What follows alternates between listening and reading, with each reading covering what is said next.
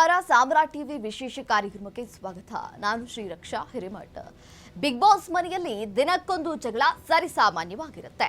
ಸ್ಪರ್ಧಿಗಳು ಪರಸ್ಪರ ಜಗಳ ಆಡುತ್ತಲೇ ಇರ್ತಾರೆ. ಜಗಳದ ಸಮಯದಲ್ಲಿ ಸ್ಪರ್ಧಿಗಳು ಕೆಲವೊಮ್ಮೆ ತೀರಾ ಕೆಟ್ಟ ಶಬ್ದಗಳನ್ನ ಬಳಕೆ ಮಾಡೋದು ಉಂಟು. ಅಶ್ಲೀಲ ಪದಗಳನ್ನ ಬಿಗ್ ಬಾಸ್ ಮ್ಯೂಟ್ ಕೂಡ ಮಾಡಿರ್ತಾರೆ. ಆದ್ರೆ ಕೆಲವೊಮ್ಮೆ ಅಶ್ಲೀಲ ಅಲ್ಲದ ಅಂದ್ರೆ ಅದಕ್ಕಿಂತಲೂ ಹೆಚ್ಚು ಘಾಸಿ ಉಂಟು ಮಾಡಬಲ್ಲಂತಹ ಪದಗಳನ್ನ ಸ್ಪರ್ಧಿಗಳು ಬಳಸುತ್ತಿದೆ. ಕೆಲ ದಿನಗಳ ಹಿಂದಷ್ಟೇ ಅಶ್ವಿನಿ ಅವರು ರಕ್ಷಿತಾಗೆ ಅವಹೇಳನಕಾರಿ ಪದಗಳನ್ನ ಬಳಸಿದ್ರು. ಈ ಬಗ್ಗೆ ಅಶ್ವಿನಿ ಮೇಲೆ ಈಗ ಆಲ್ರೆಡಿ ಬಿಡದಿ ಪೊಲೀಸ್ ಠಾಣೆಯಲ್ಲಿ ದೂರು ಸಹ ದಾಖಲು ಮಾಡಲಾಗಿದೆ.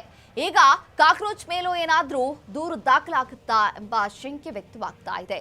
ಈಗ ಕಾಕ್ರೋಚ್ ಸುದಿ ಕೂಡ ಅಂತದ್ದೇ ಅವಹೇಳನಕಾರಿ ಮಾತುಗಳನ್ನ ಬಳಸಿದ್ದಾರೆ. ಅವರು ಹೇಳಿರುವುದು ಈ ರೀತಿಯಾಗಿದೆ. ಕಾಕ್ರೋಚ್ ಸುದಿ ರೌಡಿ ಭಾಷೆಯನ್ನ ಮನೆಯಲ್ಲಿ ಬಳಸಿದ್ದಾರೆ. ಅದು ಪುಟ್ಟ ಹುಡುಗಿ ರಕ್ಷಿತಾ ವಿರುದ್ಧವಾಗಿ ಅವರು ಈಗ ಮಾತನಾಡಿರುವಂಥದ್ದು. ಮನೆಯಲ್ಲಿ ಸ್ಪರ್ಧಿಗಳೆಲ್ಲ ಸೇರಿಕೊಂಡು ಮೀಟಿಂಗ್ ಮಾಡ್ತಾ ಇರ್ತಾರೆ. ಮನೆಯ ಕೆಲಸವನ್ನ ಯಾರ್ಯಾರಿಗೆ ವಹಿಸಬೇಕು ಎಂಬುದರ ಬಗ್ಗೆ ಮೀಟಿಂಗ್ ಅನ್ನ ಮಾಡಲಾಗ್ತಾ ಇರುತ್ತೆ. ಆದ್ರೆ ಪ್ರತಿ ಬಾರಿಯಂತೆ ಈ ಬಾರಿಯೂ ಸಹ ಮೀಟಿಂಗ್ ಗೊಂದಲಮಯವಾಗಿರುತ್ತದೆ. ಯಾರು ಯಾವ ಕೆಲಸ ವಹಿಸಿಕೊಳ್ಬೇಕು ಎಂಬ ಚರ್ಚೆ ಬಿಟ್ಟು ಅವರು ಅದು ಮಾಡಿಲ್ಲ, ಇವರು ಇದು ಮಾಡಿಲ್ಲ ಎಂಬ ಪರಸ್ಪರ ದೂಷಣೆ ಶುರುವಾಗಿರುತ್ತೆ. ಈ ವೇಳೆ ರಕ್ಷಿತಾಗೆ ಅಶ್ವಿನಿ ಮನೆ ಕೆಲಸದ ಬಗ್ಗೆ ಕೆಲ ಸೂಚನೆಯನ್ನ ನೀಡ್ತಾ ಇರ್ತಾರೆ.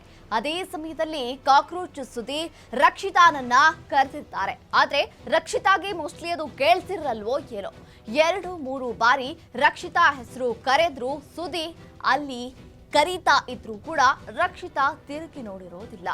ಹಾಗಾಗಿ ಆ ಬಳಿಕ ಅವರಿಗೆ ಸಿಟ್ಟು ಬರುತ್ತೆ.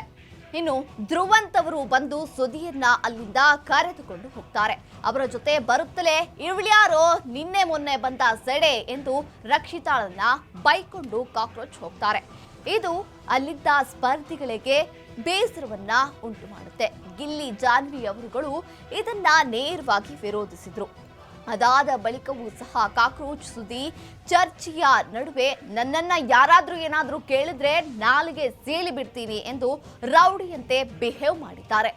ಇನ್ನು ಆ ಬಳಿಕ ಹೊರಗೆ ಗಿಲ್ಲಿ ಸುದಿಯನ್ನುದ್ದೇಶಿಸಿ ನೀನು ಹುಡುಗಿಗೆ ಹಾಗೆಲ್ಲ ಮಾತನಾಡಬಾರ್ದು, ಅದರಲ್ಲೂ ಪುಟ್ಟ ಹುಡುಗಿಗೆ ಹಾಗೆ ಅನ್ನಬಾರ್ದಿತ್ತು ಅಂತ ಹೇಳಿದ್ದಾರೆ. ಅದಕ್ಕೆ ಸುದಿ ನಮ್ಮ ಕಡೆ ಚಿಕ್ಕವರಿಗೆ ಸಡೆ ಅಂತಾನೆ ಕರೆಯೋದು, ನಮ್ಮಲ್ಲಿ ಇದು ಕಾಮನ್ ಅಂತ ಹೇಳಿದ್ದಾರೆ. ಆದ್ರೆ ಸುದಿಯವರ ಮಾತು ಯಾರಿಗೂ ಕೂಡ ಸರಿ ಬರಲಿಲ್ಲ. ರಕ್ಷಿತಾ ಕೂಡ ಸುದಿ ಮಾತಿಗೆ ಆಕ್ಷೇಪವನ್ನ ವ್ಯಕ್ತಪಡಿಸ್ತಾ ಇದ್ದಾರೆ. ಈ ಹಿಂದೆ ಇದೇ ರೀತಿಯಾಗಿ ಅಶ್ವಿನಿ ಅವರು ಅವಹೇಳನಕಾರಿಯಾಗಿ ಆಡಿರುವಂತಹ ಮಾತುಗಳಿಗೆ ಅವರ ಮೇಲೆ FIR ಕೂಡ ದಾಖಲು ಮಾಡಲಾಗಿದೆ.